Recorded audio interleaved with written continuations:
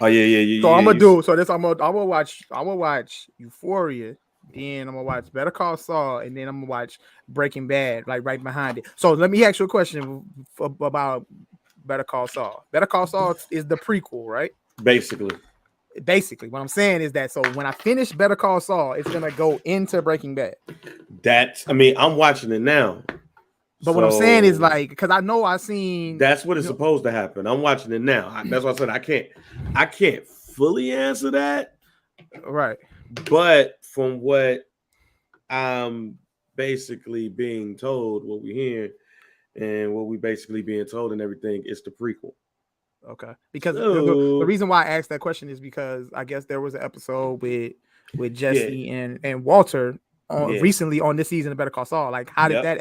how did that play out? If this was the prequel, was that I mean, episode? no, there, Was because that Walter White is dead, and right? then you had the extra Breaking Bad movie that came out that was focusing on Jesse. So Yeah, I yeah, mean, yeah. you got to watch it. I'm on. Well, let me see. I'm on season 3, You got a while to go. episode 6. How many seasons is it? It is 5. It is 6 seasons, I believe. Okay, so you got some catching Um, up to do still. yeah. I'm still catching up and shit. Okay. Um, so yeah, so his name is still Jimmy McGinty or whatever. He hasn't even became Saul Goodman, Okay. anything like that. So we'll see how that goes. But Bet. so far, I fuck with it heavy. Like I try to watch it when I'm working. Yeah. Um, but like sometimes I catch myself stopping and seeing what the hell was going on. So I see why people mess with the show. I definitely see how people mess with the show. I feel like if you watched Breaking Bad, I think you're obligated to almost like watch this show. Yeah, you are. So Yeah, you are. And my man T just said that it was the best like prequel of all time. And I don't even know like how many like prequel TV shows there's a lot been. of shows don't have. Not that I've never watched a TV show that Like had imagine a if they had a prequel. prequel. Imagine if they had a prequel of Family Matters. What's crazy too, I just see a clip on TikTok when on an episode of Family Matters when they was vandalizing Rachel's restaurant Oh and, yeah, and Eddie got his ass beat. when the GDs beat up Beat the fuck out of Eddie Winslow, when bro. the GDs beat up Eddie Winslow, fam. Yeah, that shit was Because the crazy. GDs beat Eddie Winslow's ass, son. Whooped his ass, bro. Yeah, but no, I can't think of any like prequel. I know I think they're doing a prequel to The Sopranos though. They To did the make a prequel. movie. I know they did a movie, but I think it's gonna be a TV show I after don't that. think they're gonna do the TV show. You don't think so? That'd be fire. I'll watch that. But I don't know too many shows that I've watched that have actual prequels to them. Ain't they doing a Game of Thrones prequel too? Yeah, that's next week. That's Sunday. That's like that's Sunday. That means it's premiering? Yes, it premieres Sunday, August 21st, Jack. I'm their first episode. I'm not gonna let no incest stop me. What the fuck? Because the first episode of Game of Thrones, the sister was getting fucked by the brother. Oh, look. And I stopped watching. I was like, I don't know if I want to watch this. And I kept trying. I eventually got through season 1, and I was like, this show is dope. And then, after moving around and all type of stuff, I wasn't really checking for it. Yeah. And then I decided to go ahead and get caught up, and it was the best shit ever. So I know excuse me. I guess that's why they've been showing the Game of Thrones marathons on HBO. Yep. So look, I that's on my list, but I ain't in a rush to watch it. But I want to watch it. Don't rush it. Take your time and get to it, because when you get to it, you gon' get stuck. Really? Like I powered through my shit. I heard the first season was a drag. No, it wasn't. No, okay. It wasn't. Fam, the first episode the brother was fucking the sister. And the little boy saw it and was like, I ain't gonna tell nobody. And the brother was like, all right, cool. And then pushed him out the window. Fam, no. It's just that I was like, fam, I ain't trying to see no shit like this, man. Yeah. Like he's nailing his sister. All right. Like to the cross. All right. why, fam? Like, this is And then he pushed the shorty out the window. I was like, oh shit. No, and with Game of Thrones has the most hated characters I've ever seen on TV in my life. Yeah. If I saw Ramsay Bolton in person, we would square up. I hate him. And then the I forgot my boy name, but he ended up dying in the show too. I was so happy he died. Like, they have the two most hated characters in my TV history. Like, how I hate that Opie died is how I wish that those two died in horrible deaths, and they did. And that's how you know a show gets you, because you was hoping Buddy ass Ramsay died. And the Red Wedding, bro, you ain't seen, like, take your time. You want to take your time to get to it, take your time to get to it. But when you see the wedding, that's not. It's on my list to watch, but I know that it's like 8-9 seasons, right? No, hell no. How many seasons of Game of Thrones? It's 8. 8. All the episodes is an hour. In the last season, that's a long watch. It's gonna go so quick. I'm telling you, it's gonna go so quick. You're gonna be watching it, and you're gonna be like once you get into it, you're gonna watch it and be like, damn. Yeah. Like, I powered through these joints. Everybody was laughing at me because I started like tweeting and Facebooking, after every episode. And then Cass was like, damn, you already up there? You just started. Like, you powered through them, because you be sitting there like, damn. But when you get to the Red Wedding, that's gonna be the clincher. You're gonna be like, oh, this is what y'all on. Okay. Wow. So Game of Thrones is number one. That's your GOAT. That's my GOAT. That's my GOAT. And it's so much my GOAT, I don't mind the last season, because everybody hated the last season. I didn't mind it. Okay. I didn't mind it off of the fact what I was like. Once you get to 8, it's only so much you can write. Like, really, when you get one of my questions before we get started is perfect albums, like, and not necessarily about the music, but the perfect length. So let's get started real quick. Some Dude 138. Make sure you rate, like, subscribe, download wherever you get your favorite podcast. Make sure you go ahead and get that merch. Make sure you follow us at Some Dude Pod.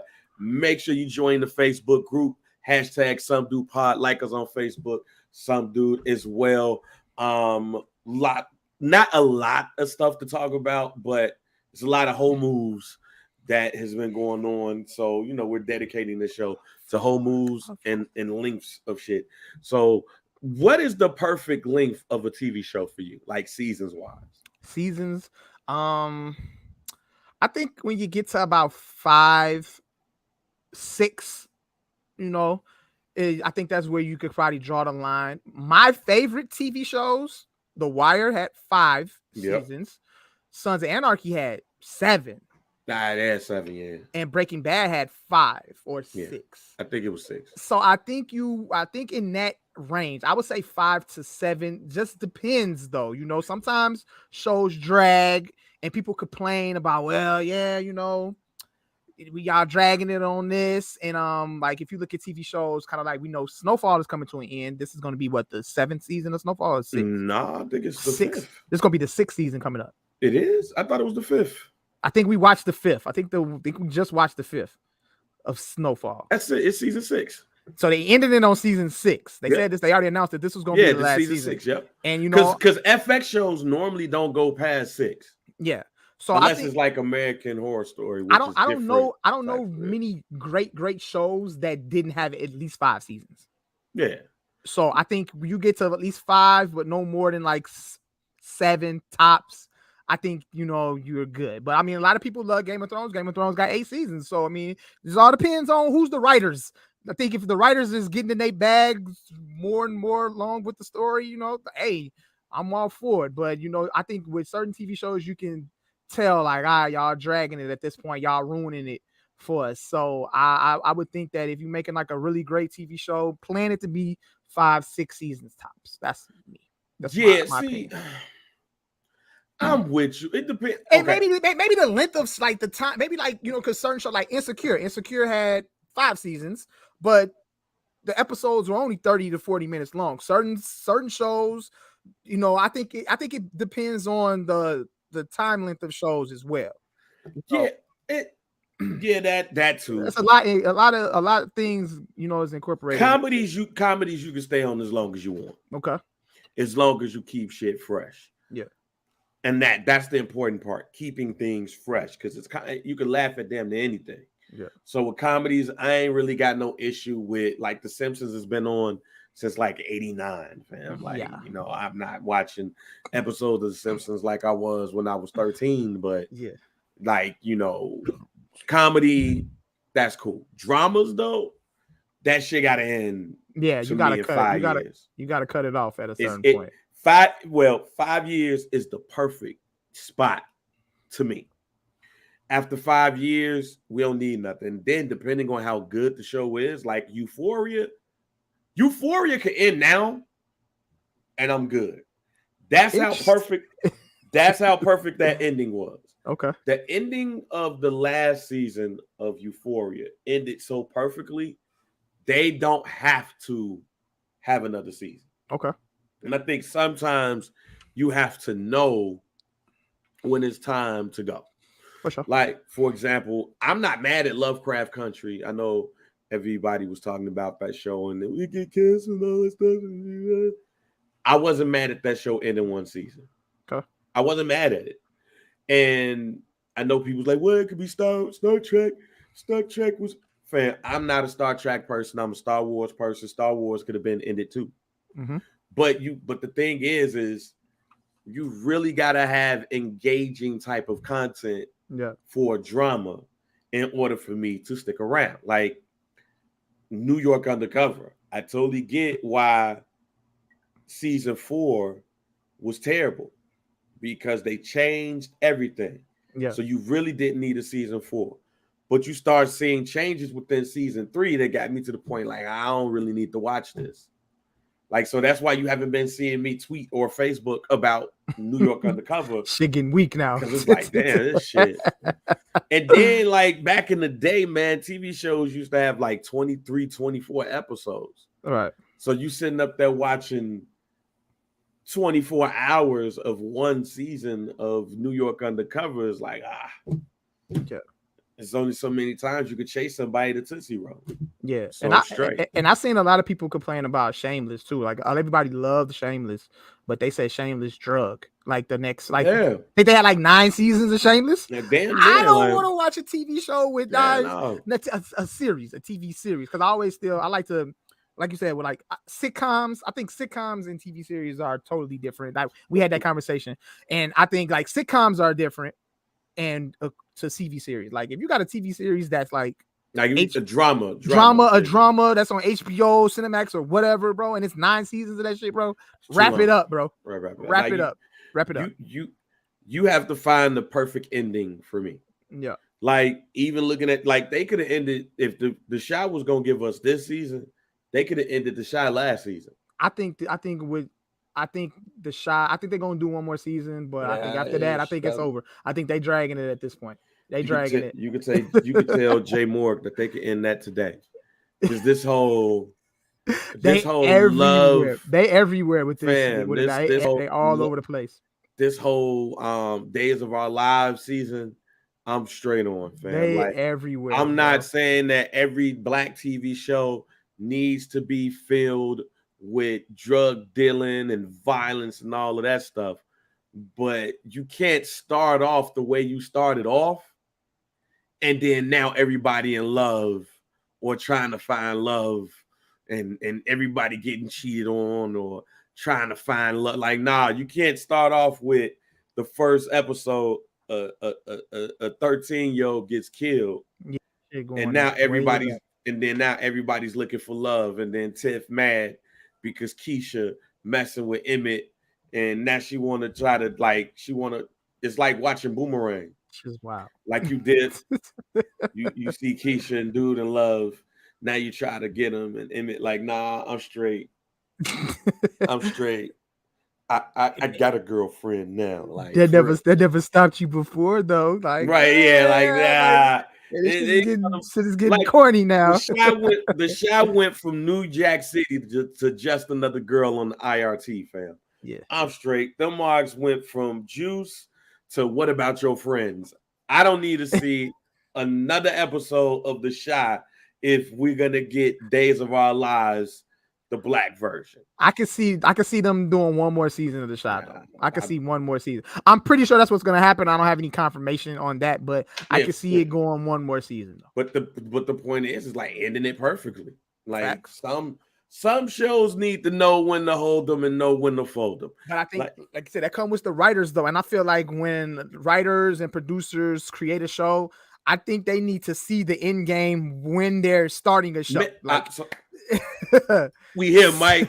see where it's gonna end there before you even start writing this shit. When you just this is how I want the show to end, and then every season, like figure it out how you want to switch it up, but then figure it out the way you want to end. Like Breaking Bad ended perfectly. Mm-hmm. They didn't even have to do the Jesse movie. Yeah, Breaking Bad ended perfectly. What's the other joint? Sons of Anarchy ended perfectly. Mm-hmm. Like it ended so perfectly, you can do the prequel shit. Yeah. And I hope they do the prequel because I'm excited to see how this started. And I like Mayans, you know what I'm saying? But you gotta know when to end it. Like you don't, especially when you kill off the main character. Like I hate the shows that kill off the main character. It's like, yo, we're gonna keep this going though. Like power. Wow. Right. That's power for you right there. Like, yo, it ain't the same, man. It ain't the same, fam. It's like, if you got killing the main character in the writing, then you end it there. Don't try to resurrect and build no, I'm saying, any type of spinoff surrounding that person. Like, I think that's why the Mayans is good because it's not even around Sons. It's just a totally different motorcycle club. And I need to catch up on that too because I have to start that over. I watched the first season and I stopped watching that. Oh, so you didn't even get to the fight, the Civil War. I got to the part where I think I got to whatever the end of the first season, whatever happened at the end of the first season. Oh, so you just don't season you ain't even on season 2 yet. I didn't watch season 2. I stopped watching. I have a question. And the Mayans I never said it on the show, but the Mayans did it for me, and it made me ask this question. How can they kill so many people and never go to jail? Crazy, right? Bro, it's crazy, fam. It's crazy when you look at Sons of Anarchy and the Mayans and you see how many people die in one episode, and the FBI don't know who did it. FBI not local around, police not around, bro. It's crazy. Yeah, that was wild. I won't tell the story in Mayans, but it was one episode in the hospital where I was like, everybody died. It was like mayhem for real. And I'm like, so where the police at? Like, people saw your faces. It's not like they had masks on. It's like, yo, I seen your face. Yeah. Why is not a wanted picture of you? Why is it not? Like, no. Like, what is, other than Martin, because I know it's easy, what shows that you like ended terribly? You just don't fuck with this ending, fam. Or didn't have an ending at all. Didn't have an ending at all. Moesha didn't have an ending. They just canceled that shit mid-season, I think. She didn't get pregnant? I don't know. Oh. I don't remember the ending of Moesha. The Wayans brothers really didn't have an ending. I'm talking about dramas, man. Not no damn comedies. I thought you was talking about comedy shows. That's what I thought you were talking about. Like, I said not. You said Martin. When you said Martin, I said somebody's gonna say Martin. I ain't talking about that. Just a regular TV show that I didn't like the ending. Well, I just told you I didn't like Ozark's ending. I didn't like that ending. Oh yeah, you said you didn't like that. I didn't like Ozark. I didn't like the ending of Ozark. It was. I think it hurt, but I was cool with the ending. I think we needed just a little more on that. It was still a great ending. See that? Okay, so that I felt like it needed. I feel like I'm not. I don't know the end. I don't know what happened. I'm glad. See, that's so hear me out. That's perfect to me. Okay. What's perfect to me is seeing is in a cliffhanger being the end of the show. Yeah. That to me is the best part of a show ending. Because like using Ozark for example, if you have not watched the ending of Ozark, spoiler alert, but you should have been watched that shit. So I don't really give a damn. All right, man. Our girl dies. You kind of knew that was gonna happen. Kind of had to happen because she tweaked. I didn't want her to die though, and that's why that was so messed up. But as far as the ending go, seeing the shorty pull the gun out on the dude who was the private investigator. The private investigator, it lets me know that the family business is going to continue. Okay. Whereas you didn't know if the family business was going to continue because the son ain't fuck with nobody.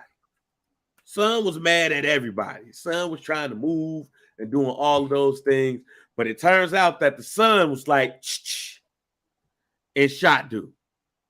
So that lets me know that the family business is going to continue, but it is open-ended. Now, part of the open-ended part is simple. We might decide to come back and do another episode or two. We might decide to do a long form movie or something like that. We might decide to do that. So I'm cool with that. That's dope. All right, bet. When you put it in that perspective, then I get it. That's cool. Yes, that's all. Now, The Wire is another one where I was like, this ended. The season I agree. I agree with that. I didn't like season 5 and you're right. I didn't like the full season of season 5, but I like the way that it ended because you started to see the transition of the characters. Yep. You saw everybody turn into people in the show, basically. Yep. And I was cool with that. So it leaves it open-ended. It's like, all right, if we decide to do something down the line, we got something right here. Game of Thrones, I understand that why people don't like that ending. Because the little boy in the wheelchair is the person that's gonna run everything. I'm straight. I don't want to see that. Like that's no. And there's other TV shows that I just felt like did not end right. Oz is another one. A lot of people don't like the Sopranos ending too because we don't know. See, I'm cool with that. I'm cool with the open ended because it keeps you having a conversation about it years and years from now. Like the reason why I noticed the Sopranos had a good ending because we still talking about that shit, and that shit ended in 2007. Yeah. If we're not talking about Oz ending in 2007, like we're not talking about other endings in 2007. Going to the comedy range, but it's a dramedy, so I'll use this because it is a dramedy. I understand why some people didn't like the Insecure ending. I understand. I love the Insecure ending. I love that. I loved it too, but I understand why they didn't like it because it was just like, damn, Issa didn't get married. Old girl got married. Yeah. And they engaged. Oh, okay. So they co-parented. Oh, Issa running the business, and Buddy ass doing good too. All right, cool. Yeah. What else? Like, so we not gonna make this like a hour or something like this. But again, I was cool with the ending.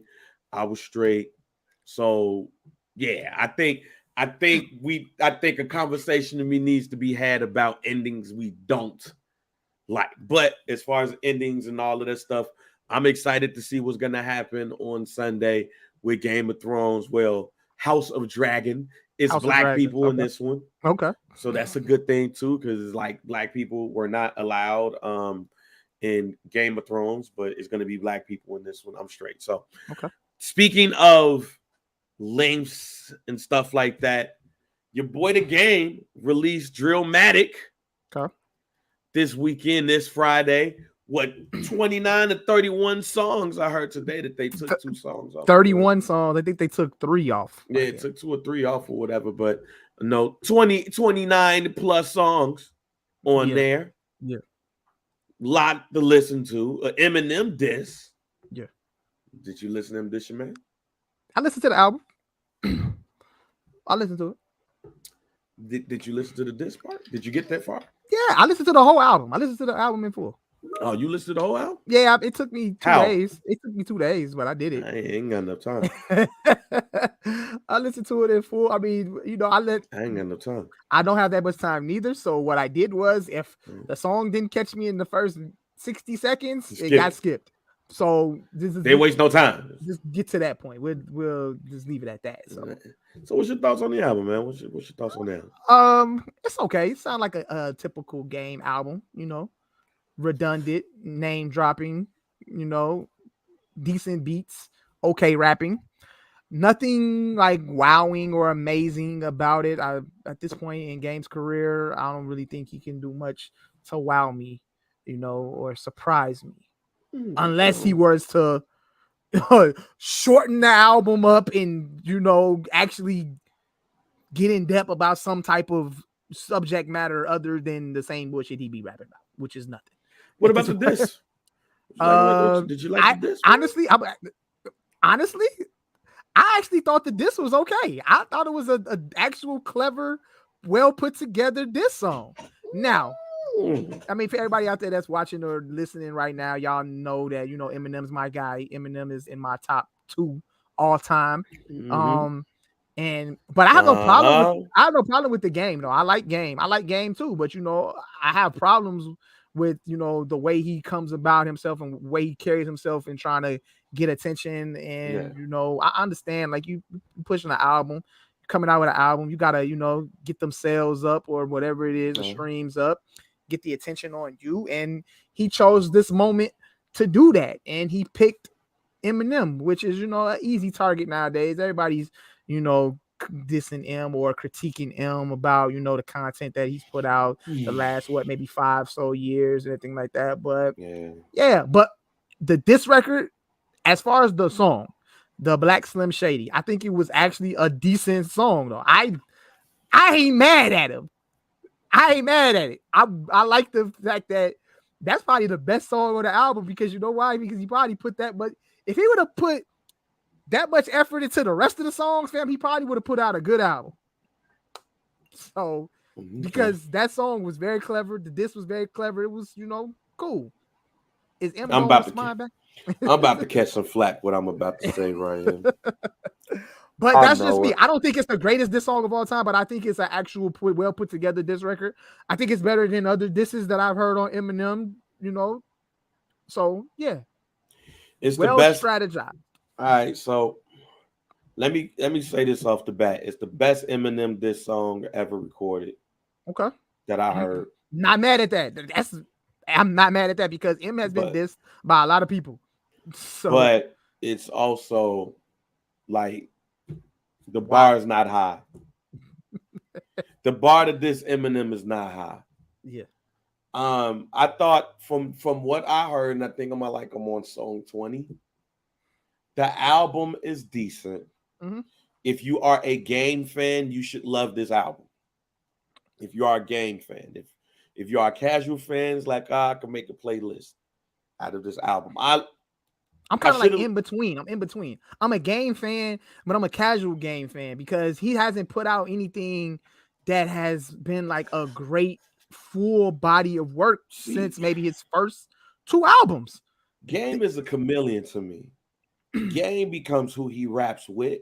Game becomes who's popular. Yep. So when I listen to Game, I rather listen to him solo and rather listen to him being him. But then I think about the G-Unit influence and all of that stuff too. It's almost safe to say that I think that the Game's second album is him, so to speak, right? Where he got to be because it didn't have no Dr. Dre and it didn't have no G Unit. It was an album that he was able to do on his own. He did the song with Meek Mill. I think it was on the Red album, and he sounded just like Meek Mill. Like he was like he tries to mimic who he's rapping about, or he just plays chameleon. But with that being said, I think you could playlist this album and come up with a nice album of Game songs to listen to. Easily. With 29 songs, there's not no man, woman, artist on this planet that could put out 30 songs of straight fire. Yeah, I should have listened. I should have listened to it on random. I shouldn't have listened to it all the way through. I should have listened to it on random. Now, as far as the disc goes, and I won't even say, maybe it's my age, maybe it's just me. But Game would have had to tell me that Eminem called him a bitch for me to take the diss song seriously. I think. Go ahead. No, you got it. The reason why I get what you're saying in that sense, because it's like, why are you doing this? Where did this come from? You have a tweet from not a year ago when you got Eminem in your top 5. There's interviews circulating online where you're giving this man the highest of praise. See, people, one of the things that I hated, Mike, even though I've said it before, I've hated the term like rap is a sport. Yeah. I hated that term for this reason and this reason only. Diss tracks. Like, I don't know too many people that just go out of their way to diss somebody. Know what I'm saying? Like, every diss we've cared about, there's been a legit issue with the artist. There's never been oh man, I want to see if I can rap, so let me call out Eminem. That to me is for smack, URL, Danger Zone, Battle League type shit. Mm-hmm. That's what that's for. For me, I can't take your diss song seriously if you don't have a legit issue with the person you dissing, because then to me it is a publicity stunt for us to listen to the album. Yeah. Eminem ain't do nothing to Game as far as what we know. Now let me ask you this though. So he called himself the Black Slim Shady. Which is whack. The reason why he might call himself that, do you think, because what you're saying is that we don't know where this energy is coming from. Why are you dissing him? Oh, but I know where the energy is coming from. I mean, he's not going to admit that. No, the energy comes from I want to show people that I can rap just as well as Eminem. Don't nobody play Eminem in the hood. You don't hear Eminem in the club. Yada, yada, yada. I'm tired of y'all putting the white boy up on a pedestal. I'm going to show y'all that I can rap just as good. Okay. I'm going to diss him. Mm-hmm. That ain't got nothing to do with him.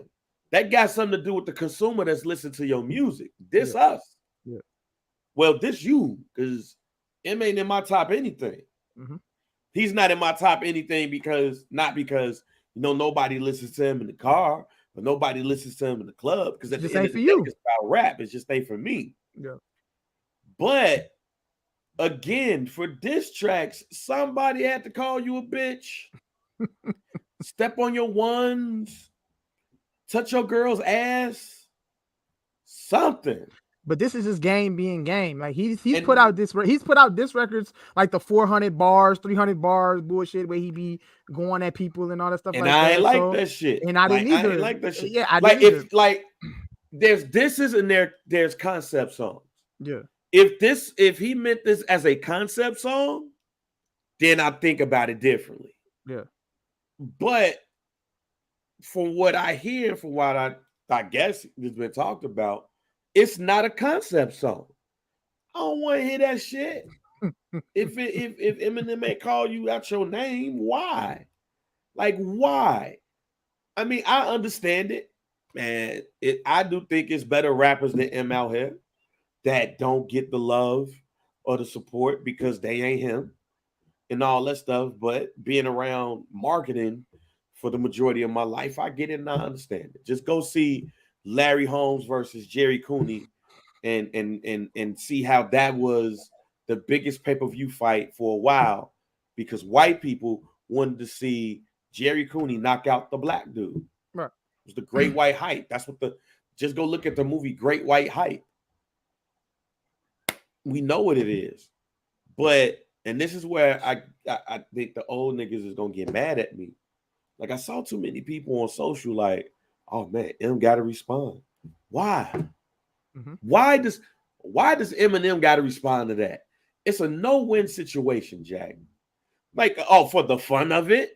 Oh, let's see a battle for the fun of it. Like URL ain't sitting right there having some dope-ass content. That's what that's for. Eminem ain't gotta say nothing about the game on nothing. M just released Curtain Call 2. I don't need Eminem to just all of a sudden put a track on the DSPs of him dissing Game and then Elliott Wilson putting up a video with the audio of Eminem dissing the Game. Don't need that. These marks is in their 40s. Eminem is in his mid-40s. Yeah. Hey, did you see Tony Bennett dissing Frank Sinatra in tracks when they was at that? No. Just make music, fam. Like, I think and this is where, I understand rap is still a young game. Rap is 50 years old next year, yada, yada, yada. But that's, again, why that sports shit is like, man, whatever, this ain't really no sport. Both of y'all can rap. Okay, cool. Game, you will never be top 10. You will never be top 10. And you're top 10 on the West Coast. Be happy about that. But you'll never, and somebody might argue that you're not that. Nobody's going to argue, well, I ain't gonna say nobody, but a lot of people are not gonna argue that Eminem ain't, when it comes to just rapping, that Eminem's not one of the best. I will always admit that as far as just rapping, that boy could rap his ass off. Mm-hmm. I just don't want to hear Eminem's songs. But you made a song dissing him. Like, no, I get tired of that. And I get tired of people wanting to see like battles on the wax. Let these people rap against each other so you can have a debate about who's better. So what you said is we passed those times. We are past those times. We are. Our demographic wanting to see people rap against each other just so we could debate who had the best diss. Go watch URL. Go watch Geechee Gotti. If you want to do that, go watch Geechee Gotti versus Loaded Lux. Go watch Easy the Block Captain. Somebody like that. Go watch Real Sick. Go watch one of them and watch a battle. I don't want to hear this mic on. Yeah. Say, fuck Eminem. Like, no, I'm straight. Like, it's crazy you saying that because, like, when you really look at the demographic of music right now, and you really look at where we are in general with music, like, you don't hear many diss records anymore. Like, no, because niggas get shot from any genre. Well, I mean, yeah, niggas get shot more now. It's way it ain't about it being on wax no more. Even with like with like older rappers and like the guys that's really out here spitting and shit like that, you don't hear them back and forth on a track dissing each other, shit like that. Like you said, shit even getting violent with the older niggas. You see what's happening with Freddie Gibbs and Benny. You know what I'm saying? Them niggas, and see, niggas get jumped. Like even that, I'm like, man, like save that for some real shit. Niggas do more dissing in interviews than they actually do on actual songs. So it ain't even about like you niggas just get on social media and just gonna say whatever. So I want to watch, but it ain't too many niggas that's gonna get in the booth and just. When I watch battles, when I watch rap battles, it's really for the enjoyment of the art. I want to see how these marks get off. I pick my twos and my ones and everything, but we do that because there is no real way, I guess, really of debating who won or not. Public opinion. Yeah. But that's the sport. URL, Smack, that's the sport. That other shit is to sell records. Yeah. Impress me with a diss song and don't put it out to sell it. I mean, I'm just dissing that person. So how do you do that then? You just spit the freestyle on social media, or that's put it on SoundCloud like the old days? That's it. Just put that motherfucker out on Instagram. Put it on YouTube. Don't monetize it. Yeah. Don't put it on no album. Don't put it on nothing. And I know you say you upset with a lot of people that saying M gotta respond back, and obviously, and I feel you on that, because I don't feel like Eminem needs to respond back. I mean, I think you're not doing, like you said, it's a no-win. It's a no-win for him. No-win situation. It's a no-win for him. If we talking about battling, there's a no-win situation of Eminem battling anybody. Yeah. At this point, he's 45 years old. He's the highest selling artist in rap history. Why? And what's funny is that the game do that diss song out, and then all of a sudden the higher reference tracks come out. Yeah, the game higher song, the 50 Cent reference, which only like proves 50 Cent's claim that on that first album he was a big influence on a lot of those records. Again, goes back to my point: who wins? Like, who's the winner here? There's no winner here. Yeah. Like, none at all. Ooh, yeah, Eminem gotta diss him. This was pretty good. Yeah. No, you're forcing yourself to like a diss because you want to have the enjoyment of seeing two rappers battle. Go download Caffeine. Go look at URL. Watch that. Bang say we passed that shit, y'all. We should not be listening. We should not be listening. We should not be listening to music to see. We're listening to force.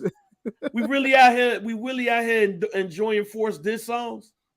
It's forced diss songs. It's nothing but to sell a record or to try to prove it's a forced diss song. It's like, I don't really want to fight this dude, but I guess I will. Now you would respect it more if it was actually came. If it came, I would have respected it more if the game had an interview and he said we was at a studio session and Eminem called me a bitch because I don't write my lyrics. He said I don't write my lyrics, and I do write my lyrics. And I'm not no bitch. So me and Eminem got into a fight, and then I made this song. But that shit had to happen at the age they at right now. I don't want to hear no diss song from somebody because they said somebody called me a bitch in 2000. I got you. No, why? What's the point? Back in 2000, you called me a bitch. I've been waiting to battle you. I was feeling the itch, but that was my time. Like, what? Like, no, and part of the game's forced beef is people say Eminem is the best, and he ain't, in his opinion. Yeah. Okay, cool. But this ain't boxing. This ain't amateur wrestling, fam. This ain't racing. This ain't football, basketball, or basketball. It ain't that. Because every Eminem fan, which is more Eminem fans than it is game fans, are going to say the same thing that I'm saying. And I'm not a fan of Eminem. What the fuck we battling dudes for? At the end of the day, it's all like you said, it's opinionated. Like you said, it ain't boxing. We can't actually get in the ring and fight and see who's the better fighter. But you know what you could do?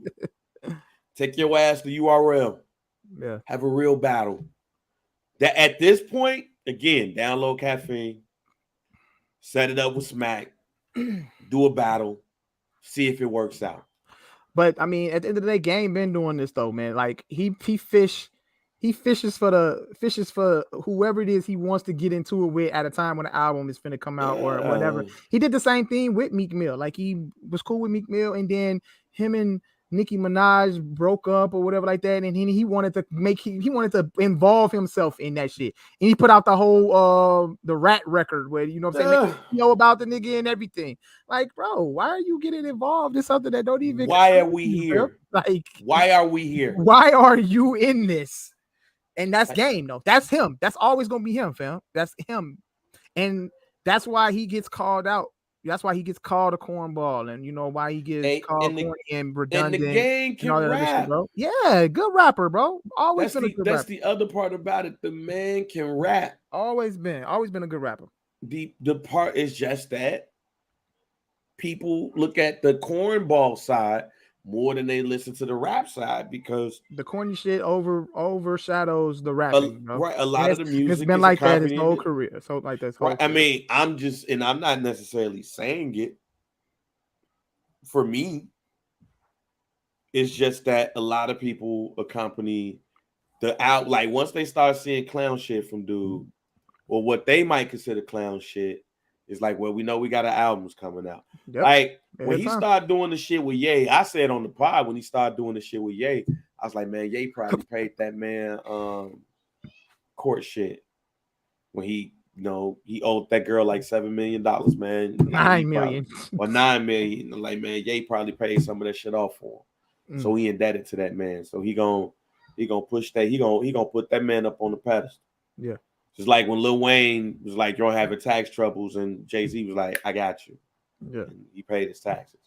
I gotta honor that man because that man got me out of a situation. Mm-hmm. I could have been in jail, but nope. He paid my taxes. So yeah, I just don't like forced diss songs, and I believe that was a forced diss song. That was a diss song that we didn't need, and it irritates me that people listen to that diss song. It's like, oh man, we gotta hear battle now. No, we don't. That Eminem gains nothing. He gains nothing for battling Game at this stage. Everybody just get excited when they hear a diss record. Like, oh yeah, why? I don't know why. I don't know why niggas get excited about it no more, bro. I don't know. You get excited for a diss song that has a real diss behind it. Yeah, you know they got issues. That's why now they about to rap. That's why they getting it in. Not man. I want to diss OT the Golden Child because I hate their podcast. So I'm gonna diss them. You don't hate their podcast, man. No, I don't, but I'm gonna diss their podcast. Who the fuck drink those beers that y'all niggas drink? Who drink those beers? Nobody even know those beers you be drinking. Yeah. You be doing podcasts for white people beers and rap music. And you saying that after we did 2 episodes with Thank you. Thank you. Where's the actual right? But I feel like podcast beef. Yeah. I know I'm gonna be at 79th and Hallis on Thursday, but fuck 79th and Hallis. Why? Because I want to do a podcast beef. Because like Joe Budden said, I'm down with the podcast beef. Ha. Yeah. That don't sound right. So rap don't sound right. Just make music, make quality music. And for the most part, Game made some quality ass music. He just made too many songs. And I'm just not gonna listen to. I ain't got time for all that. Now, transitioning to that though, like just thinking about it, is like 29 to 31 songs on there. With playlisting and all of the shit that's going on, like what do you think is the perfect album when it comes to song amounts? I like a good 13 to 15 tops. Depends. The classic albums that I consider classic albums, you got like, Illmatic is 10 songs. Yep. I would love an album to have just 10 records. 10 to 12 records. I think 10 is a little short. I like 12. Listen to that shit in 45 minutes. Boom. And you go boom, boom, boom, boom, boom. Like, so I'm you look at like other classic albums like The Blueprint. The Blueprint had 14 songs with a few bonus records. What's another classic album? Like, if you look at Kanye's albums, lately. You can say not late. Oh no.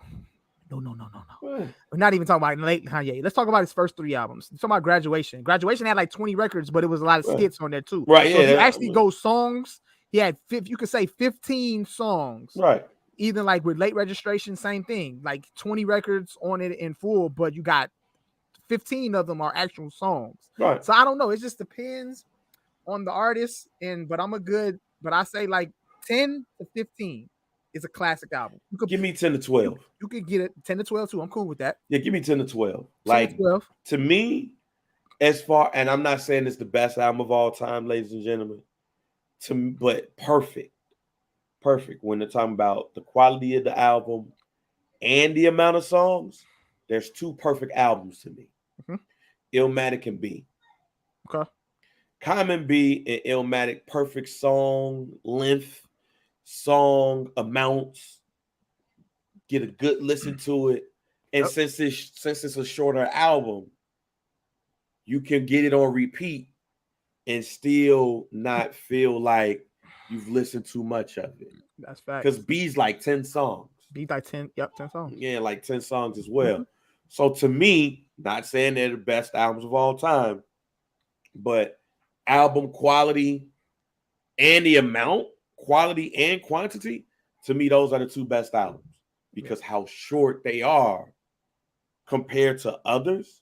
Yeah. But also, when you come out with an album that's 10 songs, you can't miss. You can't miss. If you miss, you fucked. Yep. So that also puts the pressure on. Because say, for instance, J.R. Band comes out with an album. It's 10 songs. And I tried to hit y'all with a filler and track 7. You can't, because first of all, what if the album is that short? I'm gonna remember that filler on here. Now you can get away with some filler on a 15, 16 song album. Exactly. If you can't get away with no filler on a 10, 8, 9 track album, not gonna happen. You can even use Daytona as a Pusha T Daytona as an example. Daytona had 8 records. 7. It was 7. Yeah, 7. Straight to the point. Straight to the point. Get to it. They no interludes, none of that shit, bro. 8 fire records. And that now that's too short to me. Yeah. That's one of them albums. That's an EP because I'm gonna talk about an album that I love. Yeah. And I'm pissed that it was that short. But 10 songs, you have to hit. If you miss on one, you're fucked. You can't put no fill on it. You got to be on your square. You give me an album with 10 songs and they all good, I'm going to congratulate you. Give me 10 to 12. Yeah. No skits either. I'm good. No skits, interludes. Give me an interlude. Yeah. Something that's going to bring me from song number 6 to song number 8. The interlude is what bridges that gap. Yeah. Give me that. I don't need no more skits now. I don't need Jay Jerkin niggas. I don't need my man that was at the end of Noriega joints. I don't need no broke 5 broke. I don't need none of that. Give me interludes and we're good. And there are albums that I love that are classic albums that I believe are classic albums that got a significant amount of songs, like 15 to 20 records, like straight. You know what I'm saying? But I mean, and there's filler on classic albums. Okay, there's a classic album that can have filler, but that's my beef with Chronic 2001. Okay, that's my whole beef with Chronic 2001. Because I don't think everybody listens to that whole album. I don't think people listen to that whole album. I don't.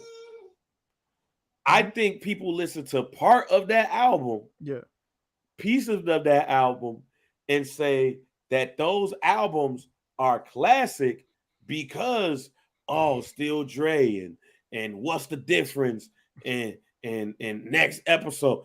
I still think people think Next Episode is the last song on Chronic 2001, Jack. Because you don't hear nobody talking about, some people talk about bitch niggas. Yeah. Some people. Don't nobody talk about housewife or act right. They don't talk about bang bang. Shit. Bang bang my shit too. Cool. But yeah, for sure. I know what you're saying. You hear people talk about those two songs compared to Forgot About Dre, Next Episode. I agree. What's the difference? Explosive. Right. If you take off Let's Get High, I know some people like bitch niggas, but take off Let's Get High, bitch niggas. Mm-hmm. Take off all those skits in the back end. Including the Pause for Porno joint. Mm-hmm. Some LA niggas, take all those shits right there, Murder Inc. Take all those shits and go from Next Episode to Act Right, Bang Bang, and The Message. That's a classic album to me. Okay. And I mean a whole entire album. Yeah. Not, let me skip. Oh, all right, cool. Let me get to that. So yeah, you give me 10 to 12 songs, we lit in this bitch. Yeah. I'm gonna be on repeat all day long, which leads me to 2 albums that I wanted to talk about because I failed to talk about one last week that Mike would be shocked, but I listened to a female rap album. Hey, I meant to, when you put that up too, you know what I was watching when you had posted that? I was watching Issa's new show, Rap Shit. Have you checked that out yet? Yes. Okay. How you liking that? I love Rap Shit. All right, cool. They like female rappers. That's cool. Did you listen to Megan Thee Stallion's album though? She put out a new album. I know. We'll talk about that. I ain't even listened to it yet, but so we'll go ahead though. Go ahead. But but that was funny that you said that you put that album up because I was actually watching that show, which is revolved around female rapping. So I was curious to know if you had watched that and what was your take on that. Since I always give you slack about not fucking with female rappers. But go ahead. I love Rap Shit. Okay.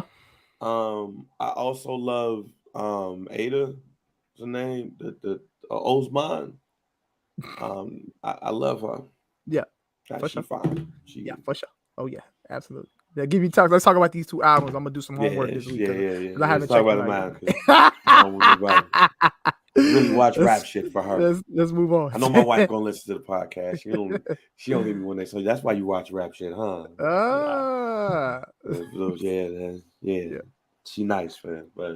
But anyway, look, you know what? You was crazy too. Cause when I be watching certain scenes, you see, I was whispering the shit too. Look, when I have to watch, I be looking over at my wife like we ain't watched it together. We ain't watched it together yet. So I ain't have to go look and be like, oh shit, she paying attention. Or look to the TV too hard, nigga. I pick my phone up and be like, yeah, what's up? Like that the scene where she was FaceTime with her boyfriend. Yes. And she started. Yes, I was like, I said, okay. She ain't watching this shit. Yes. What you watching? Nothing. The documentary. I'm watching a documentary on female rappers, man. Don't even worry about it. Like, nigga, look, everybody watch a TV show where they look at a nigga or a woman on the show, like, fine as hell. But anyway, Doechii, man, Doechii's EP. What she, her, bitch, whatever shit's called. I like that EP. I was like, yo. TDE is losing Kendrick Lamar, but I think they got another potential star in Doechii. Okay. I think she's definitely a potential star, and she just so happens to be a woman. I'm like, it's a good album. Yeah, it's a good album. But I'm about to turn on Mickey Mouse Clubhouse for my son. Then I'm gonna tell y'all about this album that I really, really fuck with. Hold on. Okay. Yeah. Well, I'm still here, y'all. Y'all already know, man. Hey, rate, like, subscribe. In the middle of the pod, sometimes we have to do parent shit. Bang.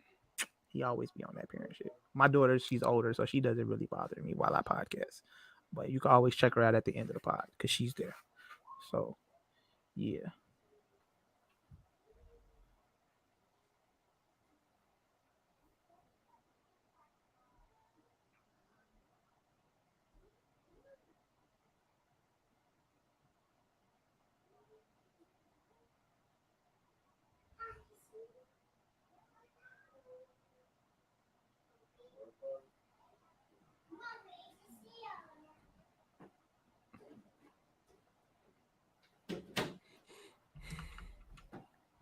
All right, I'm back. Yes, sir. I'm back. Fat Money, fam. Okay. Fat Money with Cardo Got Wings. That album, EP, whatever it's called, favorite of the year. Favorite of the year, fam. It's not even close. First of all, what we liking about this? Oh man, everything about it. Okay. Everything about it. It's called Money Got Wings by Fat Money. And yeah, I like everything about this album. First and foremost, my man is getting off. My man Fat Money is getting off on this album. Lyrically. Like it's not no mumble shit, ladies and gentlemen. You hear everything you got to say on this joint right here. Two, it takes me back when I was younger, fam. It takes me back to 20 years ago for me. Like, me and my cousin being in his Monte Carlo, you know what I'm saying? And getting drunk and speeding. It might not be necessarily the best thing to say, but the first album, the first song on the album, the introduction, the intro, Introski, I ran that joint back about 10 times. When I look at my title, when I look back at my title and they say how many songs, like when they say what you played the most. When you get your monthly playlist, that's gonna be at the top. Yeah, that's gonna be at the top, and it's gonna be a whole entire album, fam. I was on the E-Way listening to the intro, fam, and I found myself doing 95, and I was just going to Bolingbrook. Like I was like, yo, yeah. I found myself doing and I just kept hitting repeat. It's like, nah, play that again. And it's been a while, Mike. It has been a while since I have,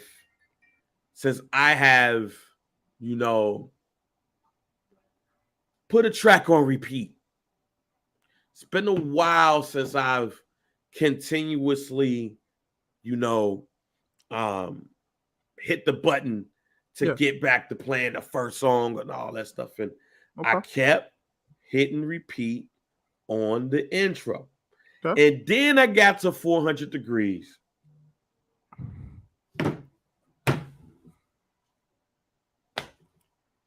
Bruh, my man. All right. I'm checking it out. Our man. Now, our man went viral because some of the lyrics on the joint, but that joint, crazy. Bad from Hell. I forget. I went past Dracula. Crazy. 2004. The interlude, Fed Baby interlude. Old White Man with him and Bum J. Back in the Rack. Accident. 10 songs. Man. It is 10 songs, 21 minutes.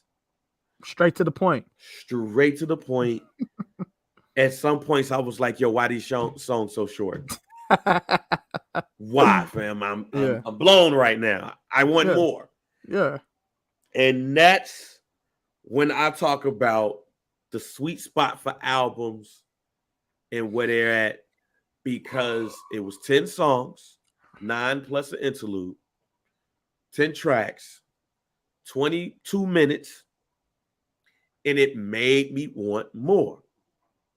And that's part of what I think is missing with albums. Yeah. Is making us want more. Like, when the last time you listened to a new album and it made you go, damn, I wanted some more of this shit? Shit. That's a good question, because I can't think of one as of recently. See? I can use an example of, like, when people, I use Drake as an example. Okay. You use Drake as an example. So when he does this, so when he put out Scary Hours, the second one, when it had the Lil Baby joint on there, when it had the Rick Ross record on there, and then he had the other one, the other joint on there. I think he had 4 songs on there. Right. And when he puts out those and people raved about it, like, yeah, this is the Drake we want. Like, if Drake was to put an album out like that with 10 songs, just straight in that bag, in that zone, he'll get. That's when niggas will start hollering like, yeah, classic Drake, and what I'm saying, shit like that. So when I hear shit like that, that's when I be like, man, Joe, like, we should have got more of this. Should have put more of this out on this right here. But other than that, like, as far as like a full-length project that I was like, man, I need more of this. I don't know. You, like we said, Daytona was not long enough. We needed more of him in that. We needed more of that Kanye production. We could have used 10. If we would have got 10 on Daytona, the album would have been perfect. But other than that, I can't really think of anything like right. And that's why this album with Fat Money is so dope to me. Yeah, it made me want more. I'm listening to songs and I'm like, yo, it's just like a verse and a half. Why are you shortchanging us? Yeah, because you in your bag. Yeah, I don't know what happened in the studio, but you in your bag. Yeah, but I'm also looking like, yo, I get to put this on repeat. Like when the last time you sat and actually like learned a song? Like, it happens. It happens when you. I always have like one or two songs where I'll be like, "Yo, I really, really love this song. I'm gonna play this shit again before Yeah, and it like, just so happens this whole project, I was like, yo, I'm gonna play this again. Matter of fact, I went to go pick up my mom and my father and my brother this weekend, and I turned on V103. But then I was like, fuck this shit. If somebody say something about the music, they're gonna say something about the music. Mm-hmm. Turn up 400 degrees. They in the car like, mm-hmm. I don't know what this is, but we jam. It's real energetic. Oh shit. All right, cool. All right, man. Normally, because my father played me one day when I was listening to Mobb Deep. And he was like, you at the age of, supposed to listen to V103 now. You at that age. Yeah. I don't know about all this rap, but you supposed to be listening to V103 now. You know that, right? He ain't say that when I put that Fat Money on. Okay. He was in the back seat like, okay. I don't know what this is, but he cussing his ass off. I like it. We ain't got to listen to V103 right now. Listen to this Fat Money. So yeah, like I want y'all listening to the podcast, whether you're listening to it live or whether you're listening to it wherever you listen to your favorite podcast. Lengthwise, as far as song amount, what is the perfect album for you? Whose album is just that damn perfect? Right song length for you and the quality of the music. Some of y'all might love 20 songs on an album. Mm-hmm. Some of y'all might not. But considering what you think is a perfect album for you, what is that? Because even if you think of like R&B albums back in the day, fam, like, matter of fact, let me go to one because I want to make sure that I say this right because it's one of my favorite R&B albums of all time. I want to know how many songs is on this motherfucker. Bro, it's 8 songs on Anita Baker Rapture. Mm-hmm. 8 songs. Mm-hmm. 8. She got hit on every song, Mike. Anita Baker got a hit on every song. She can't take a song off, G. You can't be like, oh, Sweet Love. Oh, hell yeah. You Bring Me Joy. Oh, yeah. Rapture. Oh, yeah. Been So Long. Oh, yeah. Let's redo Mystery. Oh, yeah. Yeah. No One in the World. Oh, yeah. Same Old Love. Oh, yeah. The song that's the least talked about and is still a great song is Watch Your Step. But you can't miss. You can't miss. You can't be out here talking about some, we gonna give them 8 songs, but that's like Michael Jackson, Off the Wall. Like Off the Wall got 10 songs on there, bro. He ain't miss on Off the Wall at all. He didn't miss one time. And to me, Off the Wall is the greatest Michael Jackson album of all time. Yeah, respectfully. Then he got Thriller. Thriller had 8 songs. Yeah. Thriller got 8 records, bro. I don't want to get hit by YouTube or whatever. That's the highest selling album of all time. The highest selling album of all time got 8 songs on it. Yeah, Off the Wall. Matter of fact, because Mike Love had mentioned this too. He had said, like, everybody ain't listening to every song on Off the Wall. Now I was like, you know what? I could understand it because there's a couple maybe that you could just be like, all right, that's a bump. That's it bump, but I mean, it's right. Like it's the Falling in Love. I don't think everybody's bumping. Oh no, I like that one, but I don't like. I do too. I could skip probably She's Out of My Life. I could skip that one. See, there we go. But it all depends. Like everybody's skip record on Off the Wall could be different. Like but I get it though. But Thriller had 9 songs. 9, bro. That's imagine if Michael Jackson missed one song off Thriller. Like he kicked it off with "Wanna Be Starting Something." I mean, you "Wanna Be Starting Something" is the dreams and nightmares of the 80s. To kick it off with that, come on, fam. And then "Baby Be Mine," yes, "The Girl Is Mine," Thriller song 4, and even thinking about it, I can understand when people say, "No, I like Thriller." better than Off the Wall, because Want to Be Starting Something is a great way to start an album, right? Then he slow it. He got you jamming a little bit with Baby Be Mine. He get on this Off the Wall shit a little bit. He bring Paul McCartney up on that. So if you a nigga, you like, oh, here you go, bring this white dude on there. But it's Paul McCartney, it's the Beatles. Yeah. But did he get you with the murderer's row of songs? Thriller, Beat It, Billie Jean, Human Nature, Pretty Young Thing, and ends it with Lady in My Life. That's all haymakers, fam. Haymakers with the knockout, bro. You can debate. You could debate if Off the Wall and Thriller, which one's better. You can have that debate. And at the end of the day, fam, ain't no wrong answer, bro. You like Off the Wall better than Thriller? That's cool. You like Thriller better than Off the Wall? That's cool too. There's probably not an album that starts and ends better than Thriller. There might not be an album in the history of man, and somebody got to tell me what that album is, that ends better with Wanna Be Starting Something as the first song and Lady in My Life as the last song. Yeah. He ends the album off with a slow jam. Yeah.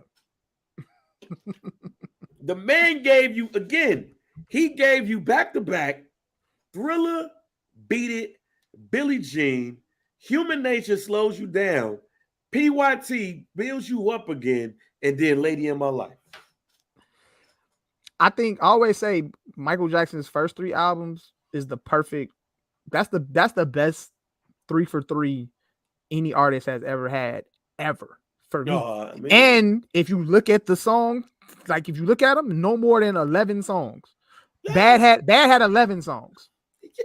Bad had 11. He got in and got out real quick, fam. In and out, bro. About it. In and out, bro. In and out like a robber. In and out. He even with Bad. And that's my favorite Mike album. And Bad, he kicks. Matter of fact, you know what? Want to Be Starting something that's not the dreams and nightmares of the 80s. It's bad. He kicks off the album with the title cut, the video, and it's bad. Yeah. And then the way you make me feel. Come on, bro. Facts. Come on, bro. And that's, I guess my expectations are too high when it comes to music and stuff. But you see how geeked I am having that part of a conversation? Facts. Nowadays, we just be like, yeah, bro, because you don't feel it, fam. Like, it's just like half-ass. Let me put out these 30 records so y'all can stream it and I can get my streams up, bro. It don't be about the craft no more, fam. Everybody's all about quantity, man, not the quality. That's the most cliche thing you can actually say is quality over quantity, fam. But it's real. Yeah. Like, it's real. That is a real thing in life, fam. It should be about the quality. Do y'all understand that, fam? The man Michael Jackson gave us Want to Be Starting Something at the beginning and Lady in My Life at the end. There's no album that starts and ends better than that.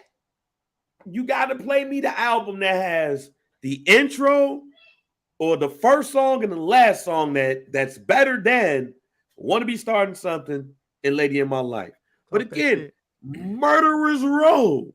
Thriller, Beat It, Billie Jean, Human Nature. Fam, if you were playing baseball, that is the Yankees' Murderer's Row. That's what that is. He gave you all of the singles with 4, 5, and 6 that went everywhere and then slowed you down with Human Nature. He made you think, fam, with Human Nature. And then hit you with the PYT. And then hit you with Lady in My Life, bro. Yeah, that's a sequencing an album is a lost art, and the fight to cut songs, because I really want to have a conversation about what songs might have been left off of Thriller. Yeah. since it was only 9 songs. They didn't put out so many different like 25th, 30 editions and with like little bonus records. And then on top of that, you know, he put out the couple albums, the posthumous albums that I think they fell like, you know, in like those sessions and shit like that. It could have been off Thriller, could have been off Bad or whatever like that. So you really don't know. But you see, but Michael was a victim of what we are talking about now, because you look at his first 3 albums, no more than 11 records. Then when you got to Dangerous, he got a little more rate. Got a few more. He started fillers started coming in after the third album. You got Thriller, then you got the double album, and then you got the Invincible album. Like he was getting, that's when he started putting filler in the music. Put some fillers in. He's a victim of what we are talking about right now. So I mean, Michael Jackson wasn't perfect, but if you look at those 3 albums, first 3 albums, that's the blueprint to one that being able to put out quality albums and they can be classic material without, you know, like oversaturating shit. Bro. You ain't gotta go overkill with the songs, and there's quality amongst a very small length album, bro. It's a thing. It's a thing. Yeah, so some dude members, man, y'all got to let us know a couple of things. One, best first song, last song on an album. I'm gonna make some graphics for that shit. And perfect album, song quality, song amount. Yeah. And again, if you like your albums with 20 or 30 tracks, then give us that album that's perfect for you because you got 20 and 30. But me, give me 10 to 12, and I'm going to be able to digest that, and I'm going to be straight. But speaking of that 10 again, hey, man, y'all make sure y'all check out Fat Money. Money Got Wings. It's my favorite piece of music for the year so far. I've listened to this already more than I've listened to Kendrick's album, and I love that album. Okay, that was my best one for right now. But hey, Fat Money. Then I just hope, man, they doing him right, fam. Facts, DG. That's facts. That's facts. Love, hate. Yeah, the Dreams first album. Yeah, definitely nice and short, but you know, good transition in. See, the R&B albums too had it, fam, because like. You didn't have like filler in the 80s. Like, no, we ain't going. Like, we about to have y'all up in jamming real quick and fucking like, nah, we not about to do all that other shit. Like, no, name another R&B artist. I want to see some. Or name another R&B album that somebody that's actually become underrated now, because we don't talk about this man like we should be talking about. Go to Luther Vandross when he was laying down like Carl Thomas. 9 songs. 9 songs, fam. Give me the reason. 9 songs. Oh man. Boy, 9 songs. Hey, I'm gonna listen to this album after we finish, fam. I need to listen to this. Talking about the one with him laying down like. Yeah, I'm gonna listen to this album. Fam, The Night I Fell in Love. 8 songs. Man, these moms wasn't trying to have you in the crib listening to music all day long, fam. Like, nah, fam, we're gonna let you go enjoy the night. But listen to these 8 songs on the way. It's gonna take you 20 minutes to go to the club. Listen to the album before you get there. Yeah. Nah, DG, look, Chris Brown, he's a victim of it too, fam. Like, but Chris Brown put out 2 albums with 30 songs on both of them. Now, you can pick and choose what songs you love, but you know, I think Chris Brown's first album was his most shortest album, and I think it's got the most quality on it. You know, any other Chris Brown albums though, the first Chris Brown first album is like got the quality over the quantity. Like that's an example. Usher, My Way was a short album. Confessions. I mean, Confessions is lengthy, but Confessions got records though. That's what I'm saying. Like, it ain't, like I said, it's not too many artists out there that got lengthy albums, but they all quality though. Like, and I think on the rap side, I think the only artist to ever put out that many songs and like almost everything on there was a hit, like hit them, like didn't miss, was Biggie. Life After Death. For me, only record I don't really like on Life After Death is Player Hater. I hate that song so much. And everybody love Player Hater. I hate it though. I love it. It's funny. I hate that song. It's hilarious to me. It's funny, but I hate it. That's on that album, that's the only song that I skip. I hate it. Ooh. DG, what Nelly album got All Fire on it? Nelly ain't got no All Fire album. Country Grammar, it might be like, Country Grammar was fire, but he had some feeling on Country Grammar. If that's the album you're referring to. If that's the album you're referring to. He has some filler on that motherfucker. Yeah, he has some filler. Yeah, but yeah, y'all go up in the group, man. Y'all talk about that album. The first song, last song, fire. Hot. But what artists got the records like 1 through 11? Like not just 11 songs. 1 to 10 songs, 11 songs of all pure. Not too many. I ain't trying to. MJ set the standard. MJ set. Like I said, man, in the 80s, they was trying to have you have a life, man. It should take you no longer than 20 minutes to clean up the living room, man. It shouldn't take you no longer than 20 minutes to clean up this living room. So go and listen to this album. By the time I'm done with this album, I should be done. Right. By the time I'm done singing, you should be done cleaning. All right, man. Some Dude Pod. Make sure you rate, like, subscribe, download wherever you get your favorite podcast. Hey, man, Lamar Jackson set the deadline for the Baltimore Ravens. He wants a contract before the first game of the season, or they ain't going to talk about it for the rest of the season. And there's definitely been a lot of debate on sports TV about what Lamar should do. So I ask you, man, knowing that this is the last year of Lamar Jackson's rookie contract, he's an unrestricted free agent next year. They can still franchise him, so it's not like he's going to be gone. If you're Lamar Jackson, man, are you putting on that uniform week 1?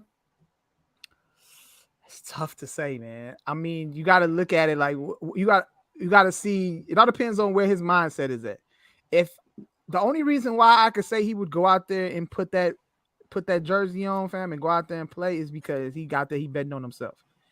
And he feel like he gonna go out there and he gonna perform and, risk, not get injured and shit like that. And he gonna ball out. He know he gonna get a contract after that. That's the only thing, man. That's like betting on yourself. And I'm cool with that.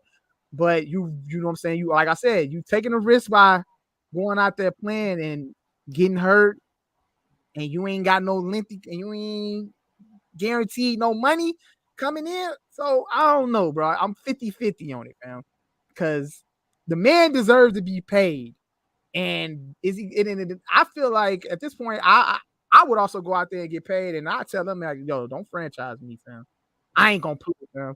I'm gonna tell y'all right now, fam. If I don't get a contract, y'all don't even think about franchise tagging me. I don't want to play for this. I don't want to play for this organization no more because y'all have showed me that y'all feel like I ain't worth the money that a Deshaun Watson or a Kyler Murray is getting. That's how I would feel. So I would tell them like right off the back, like, look, if y'all thinking about franchise tagging me, bro, just save yourself the hassle because I don't want to be here no more. That's what I tell they asses. You know what I'm saying? So, hey, if I could be in that mindset, I could also be in a mindset, well, look, I'm going to just go out here, bet on myself, and then y'all going to pay me at the end of the season after I ball out, or I could just be like, look, I ain't going out here and I ain't risking injury until I get a contract. It's 3 things that I would possibly do here. So I don't know. But if I'm Lamar, I'm telling they asses, don't franchise tag me. I'm not playing for this organization no more. So that's what I'm doing. I go out here and play for y'all, but when the season is over, don't tag me because I don't want to be here. I'm done in Baltimore. So that's what I would do. That's me. I'm conflicted because I don't trust the organization. That's what it is to me. Yeah. If you trust the organization, you play. What I mean by that is I trust we still going to work this out, yada, yada, yada. So I'll play. I'm going out there and I'm being a professional and I'm just going to go out here. I'm going to go out here and do my job. I'm going to play this last year, my rookie contract out, but I'm being very clear. I don't want to play for this organization no more. So y'all don't even got to franchise tag me, fam, whatever it is y'all want to do, because I ain't going to play, fam. But here's why. Here's why, man. I look at players who have gotten injured. Yeah. right? And you ask yourself, has they still gotten paid, right? Because there's some players who've gotten injured and they still got paid by the organization. Sure. Depend on what kind of injury it was. If you got like a clean little ankle breaker or some shit like that, then yeah, sure. So knowing the position that he plays too, it's like, you know, and not just the position, but how he plays, right? It's how he plays as well. So looking at how he plays too is like, you know, okay, my man might get hurt. If he gets hurt, you know, do we say, let's lowball him now? So it's all about your trust in the organization. If you trust the organization, you play. I say all that to say I don't really trust organizations. Mm-hmm. I'm not going out there until I know that I'm getting paid at least $231 million. And I respect that. That. But I don't mean to cut you off. But what he's doing right now, by not even like, he's showing up to training camp and shit. Yeah. So he's either, the impression that I'm getting from him is that he's either gonna go out here, he gonna bet on himself, and he know that he gonna ball out, and he know he gonna get his money down the line, or he could be on some. That's why he set that timeline. Like, yo, I'm not negotiating with y'all no more, because after that, I'm gonna go out here and play out my contract, fam, and I'm just gonna focus on playing out my contract. And then at the end of the season, fam, I'm gonna deal with whatever it is I'm gonna deal with. So that's what I'm seeing out of it. It's just Mike, man. What scares me, G, is he gets hurt. Yeah, for sure. And then once he gets hurt, they like, you know, we ain't gonna give you that money because facts. Because man, low key, you might not never be the same.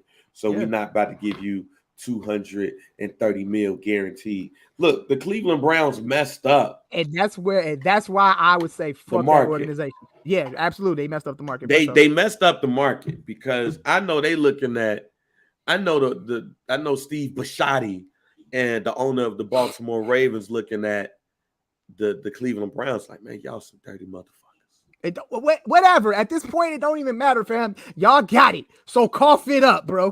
Get oh, dirty motherfuckers, man. Y'all gave bullet. Y'all gave buddy ass 230. I got it. And the betting on yourself part, he no longer has to bet on himself. Betting on himself is I had 2 tough years.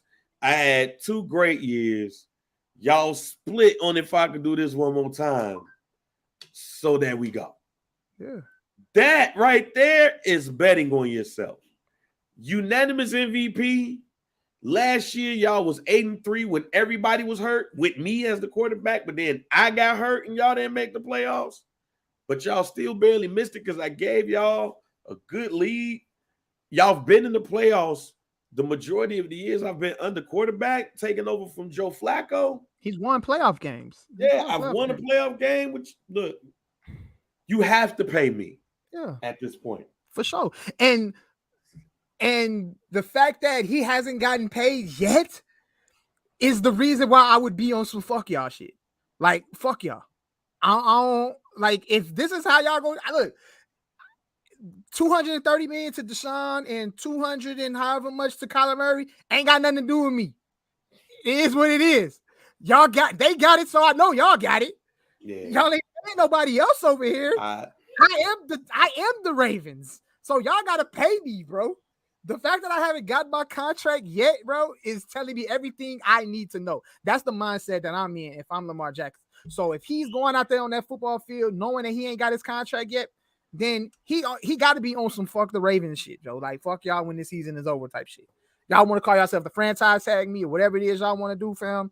All right, cool, bro. But I'm not going out there and I ain't playing another snap for you niggas, fam. That's the mindset I can see right now. Yeah, I don't know. That's all I got, bro. That's all I got from this. The reason, and I don't think he should go out there and play. But if he's gonna go out there and play, then he on some fuck the Ravens shit. Like, I'm gonna go out here and do my job. Yeah, I mean, simply put, I would not set foot on that field until I get my 230. Fact, respect. I even go as far to say, y'all, I would ask for a trade, even though I know it's not gonna happen. That's how dirty y'all be. Because y'all ain't got no leverage, Jack. Y'all. Also, what's that? Tyler Huntley is going to be your QB of the future, Jack. And Tyler Huntley, he ain't great, but when he stepped in last year, he showed some signs of being all right. But he ain't Lamar. He ain't Lamar. Like, I'll go as far as saying that because I wonder how far apart they are. If they far apart, somebody's just dragging their feet. You talking about how far they are on negotiations? Yeah, they got to be. They got to be. They have to be. They have to be close enough to have hope, but far enough to say, here's the deadline. Like, I wonder how because I also wonder how they want to pay the money out. Like, look, man, we want, just like with the Roquan Smith shit, we want to give you the money, fam, but we want to give it to you in this way. Now, I need that 235 guaranteed, Jack. I need guaranteed. I need what Deshaun Watson got. Okay, let me ask you this, though, because Kyler Murray... He was beating his feet. He was beating his meat in front of masseuses, fam. I need that money. Time out. I need beat your meat in front of masseuses money. Do you feel like... Okay, do you feel like Lamar would take anything? Need that freaky money. Stupid. I need that freaky Sean money, fam. I don't know. I'm not taking that Kyler Murray money, fam. Okay. I need that freaky Sean beat. So you know for a fact that Lamar Jackson wants $230 million guaranteed. Bruh. It ain't got to be guaranteed money. Mike. He wants guaranteed. Mike. I'm just making sure. I want that freaky Sean beat my meat in front of masseuses non-mutual money. All right. Okay. Fam, this is like the wrong man got money. Whether you believe he did it or not, the controversy surrounding the man, the wrong man got money. Also, he never been MVP. He's never been MVP.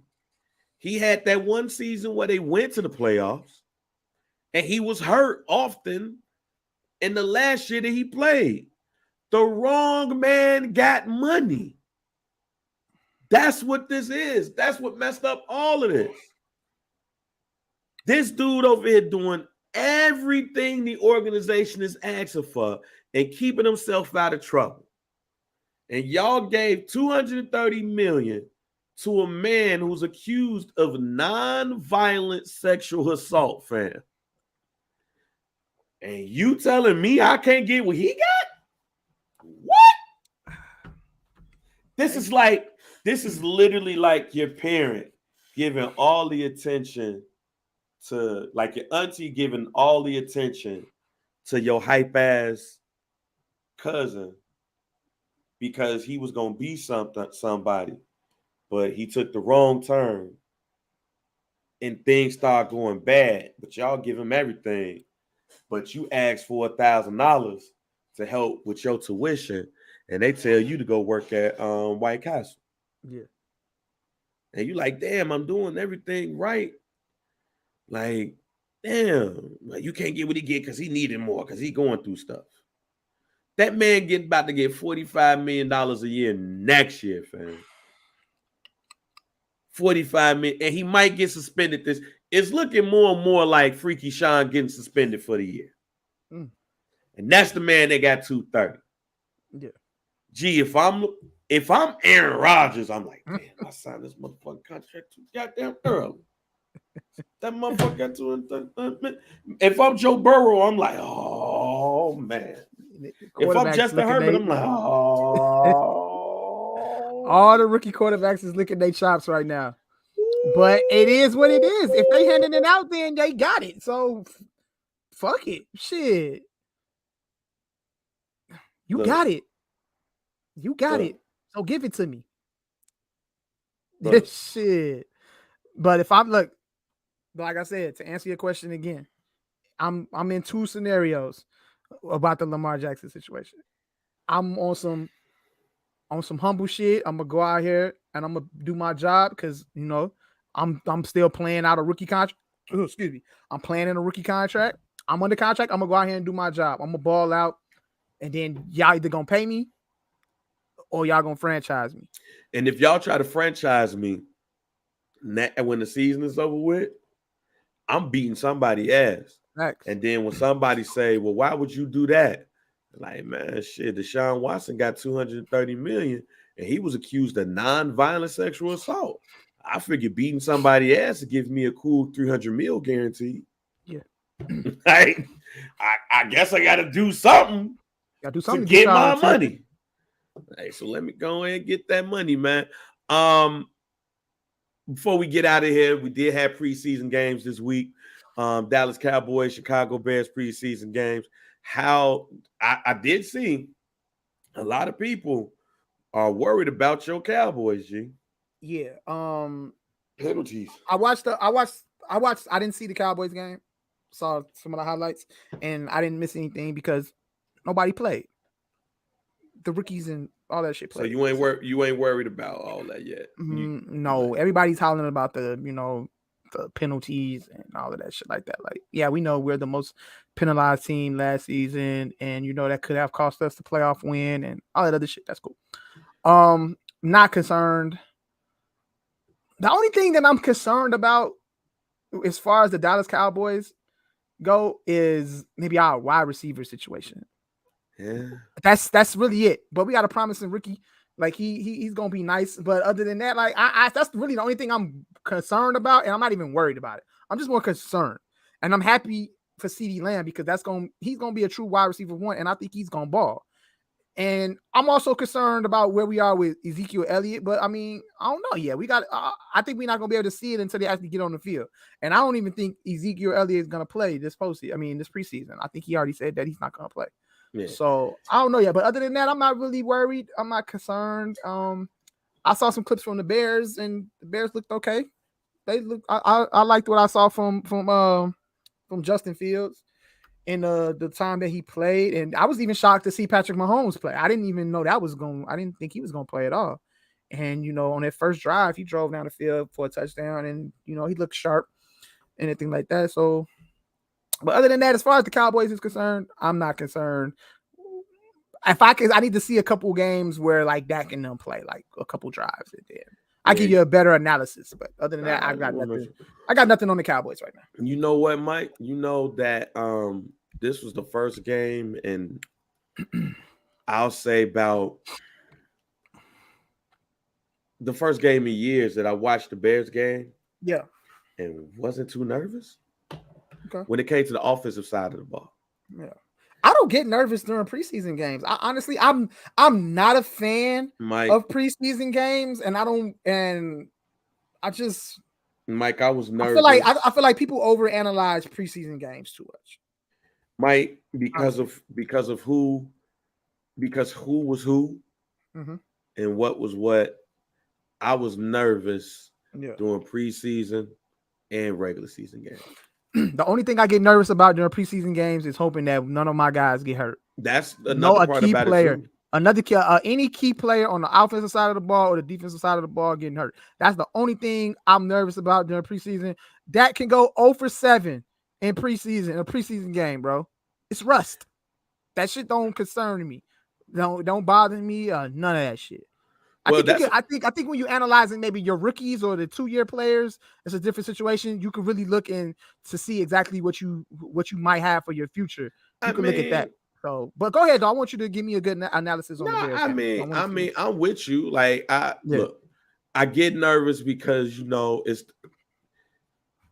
we had Mitch. You had a quarterback that was a 2nd-year quarterback. You hoping that this person does well and yada, yada, yada, and all of that stuff, right? And then you also got a new coach. He's an offensive coach. Mm-hmm. So you really want to see where that person is at and everything, right? And this time I watched the game, and it's not because I'm trying to think of the right way of saying this. It's not because of all of the changes and everything. I just saw a couple of passes and I was like, I see where this is going. Mm-hmm.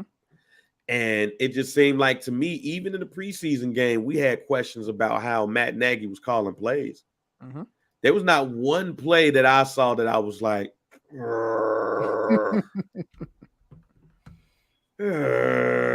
What we doing here?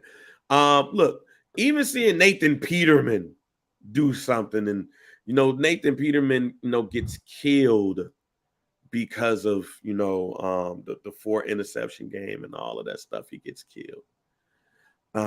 But nah, I came out of that game a bit more a bit okay. Yeah.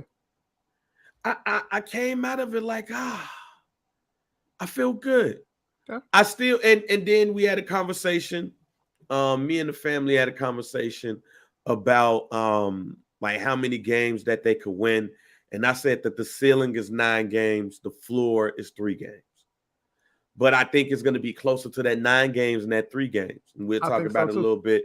We'll talk about that a little bit later when we really start previewing the joint. But I do think the Bears have a favorable schedule. I think the Bears offense is going to be more like, it ain't no thing.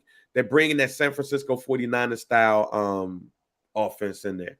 Mm-hmm. So it's going to, like, a lot of run. This offense is going to be predicated on a lot of run and athletic plays from your quarterback. Mm-hmm. So you got David Montgomery, you got Khalil Herbert, you got this dude Tristan Abner who looked good as well during the first game. On the offensive line, I wasn't too worried about that offensive line. Like, I wasn't too like, oh shit. And then Tevin Jenkins looked good with the second and third squad during the game. And now they said today that he practiced with the starters at right guard. So it seems like to me they're trying to work out the kinks on the offensive line. Let's see where that's going and everything right there. There was some great catches by Mooney and Tajay Sharp that I thought, like, okay, cool. I wish Harry was out there. I wish we had one more bigger wide receiver, and I want to see how Vellis plays. So Thursday is going to be a good key to see what happens there. So I came out of that game optimistic about the possibilities for the future if everybody is healthy. But if these are better coaches than Nagy and that staff, and we won 7 and 6 games the last 2 years with him as the coach, and we had a younger, hungrier team, and I know I was giving Leor Pose some flack about the Roquan Smith situation, mm-hmm. but he seemed like he hit on some of the draft picks. Jaquan Brisker, I think we got us one, fam. He had a 3-and-out himself during the game. During that game in one series. So I like Brisker. I want to see what Gordon does when he's able to play. Braxton Jones, he wasn't embarrassing. He didn't make me look scared as left tackle. So shouts out to him. Ebner looked good. So I think they have a 3-headed running tandem like San Francisco when you got, well, at one point you had like Matt Breida was on that squad. You had Rasheem Mossert on that team. He's now gone. Jeff Wilson Jr. up in there. Shit, that's why you got Debo looking so good, because he was coming out of that backfield from time to time.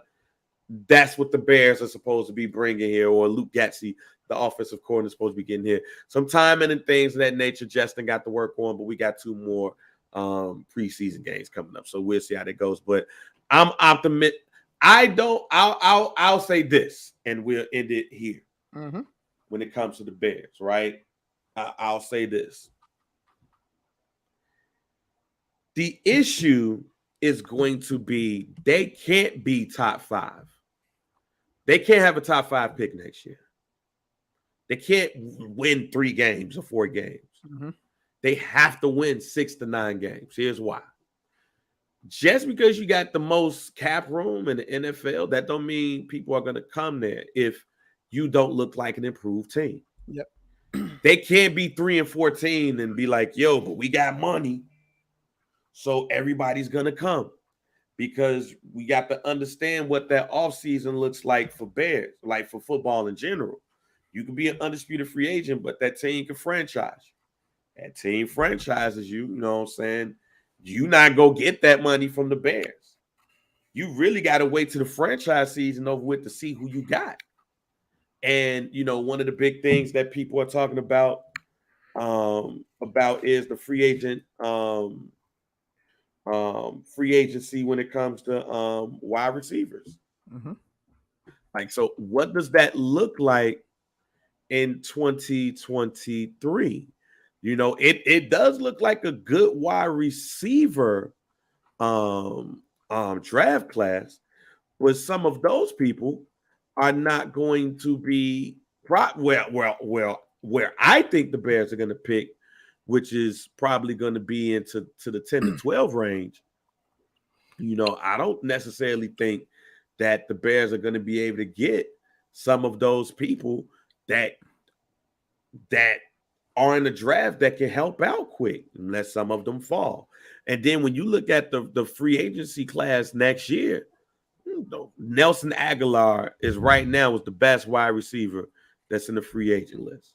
Mm-hmm. Just slated to be a free agent next year. Okay. Sterling Shepard is up there. DJ Chark, Randall Cobb, Marvin Jones, Julio Jones, who they say look real good, look like Julio Jones of old. Brian Pringle signed a 1-year deal, so he's there.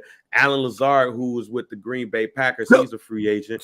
Jacoby Myers for the New England Patriots. AJ Green, Juju Smith-Schuster.